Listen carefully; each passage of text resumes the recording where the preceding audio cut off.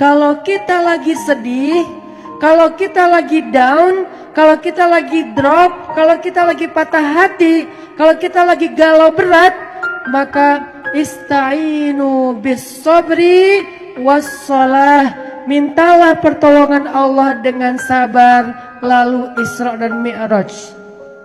Isra dan Mi'rajnya kita as-salah. Sehingga kalau kita lagi berat hatinya, lagi malas, lagi gak bisa ngapa-ngapain, sholat aja 2 rakaat. Mau sholat syuruk, mau sholat duha, mau sholat tahajud, mau sholat qobliyah, ba'diyah, mau sholat galau gitu kan. Apa sholat galau? Istikharah. Galau milih yang mana? Yang hijabnya hitam atau yang hijabnya putih? Sama-sama berhijab, itu boleh. Tapi kalau yang satu berhijab, yang satu belum berhijab, ini nggak perlu pakai istikharah. Pilihlah yang paling taat kepada Allah Subhanahu Wa Taala. Intinya teman-teman, pelajaran dari Isra dan Mi'raj yang pertama itu, Nabi itu jatuh patah hatinya bukan karena Khadijah meninggalkan beliau, tapi karena Khadijah wafat. Kalau kita mungkin patah hatinya ditinggalin, ditikung. Jadi kayak ditinggalin, jangankan ditinggalin orang yang kita sayangin ya, ditinggalin grup aja tuh berat loh. Bukan left grup, di left sama grup.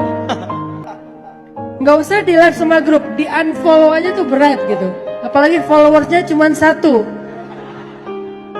Dia. Terus di unfollow, akhirnya kita pakai akun palsu biar bisa stalking gitu. Pengalaman Ustadz, dikit. Jadi teman-teman, kalau kita ngerasain perasaan sedih yang kayak Rasul, walaupun mungkin kasus kita tuh nggak selevel Rasul lah ya. Kasus Rasulullah kan keren banget ya, ditinggalkan oleh pacar halalnya. Dan ditinggalkan juga bukan dikhianati, ditinggalkan wafat. Kalau kita mungkin ditinggalkan oleh orang yang belum halal buat kita, maka kalaupun kita harus sedih, masalah hubungan dengan seseorang, masalah persahabatan, masalah sekolah, masalah pekerjaan, apapun masalah kita kalau lagi sedih, Isra Mi'raj lah dengan sholat 2 rakaat. Sedih dikit langsung wudhu, Allahu Akbar. Ketika kita sholat, kita bisa curhat sama Allah. Apa curhat kita yang lagi sakit hati di dalam sholat, teman-teman? Apa doa sakit hati di dalam sholat? Doa yang lagi sakit hati, kalau lagi sholat itu sebetulnya kita pada hafal. Rabbighfirli warhamni wajburni. Kalimat wajburni itu doa sakit hati loh. Artinya apa? Ya Allah wajburni, artinya ya Allah sembuhkanlah sakit hati saya. Sehingga di dalam sholat kita tuh curhat banget sama Allah. Misalnya di dalam sholat kita bilang iyyaka na'budu wa iyyaka nasta'in. Di dalam sholat kita bilang Rabbighfirli warhamni, kasihanilah saya ya Allah. Wajburni, sembuhkanlah penyakit saya ya Allah, sakit hati saya. Warfa'ni, angkatlah saya ya Allah, jangan sampai saya down. Kan lagi drop tuh, lagi jatuh. Warfa'ni, angkat saya ya Allah, bangkitkan saya ya Allah, bangunkan saya ya Allah. Warfa'ni, warzukni, beri saya ganti yang lebih baik ya Allah. Wahdini, beri saya petunjuk harus gimana ya Allah. Wa'afini, ya Allah, kuatkan saya ya Allah, maafkan saya ya Allah dan atas kesalahan saya. Jadi kita tuh kalau lagi sholat tuh sebetulnya lagi kayak curhat gitu sama Allah. Sehingga oleh Nabi ketika Isra dan Mi'raj adalah membawa pulang sholat 5 waktu. Dan sholat 5 waktu itulah Isra Mi'rajnya umat Nabi Muhammad Sallallahu Alaihi Wasallam. Itu poin pertama teman-teman. Jadi kalau sekarang kita udah gak ada alasan lagi buat kayak galau berlarut-larut. Apalagi sampai kayak misalnya gak ngapa-ngapain, sampai kita misalnya jadi menyakiti diri sendiri. Kadang ada orang saking galaunya kayak pengen bunuh diri gitu kan ya.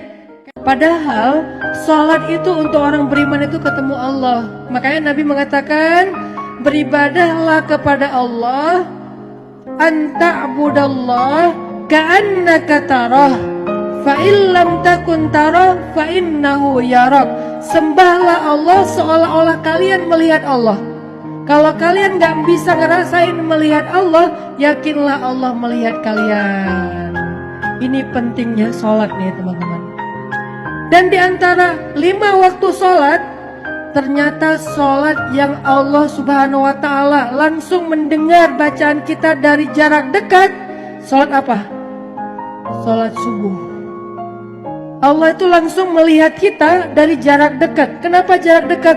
Karena sepertiga malam terakhir Allah itu turun ke langit dunia. Sepertiga malam terakhir Allah itu turun ke langit dunia.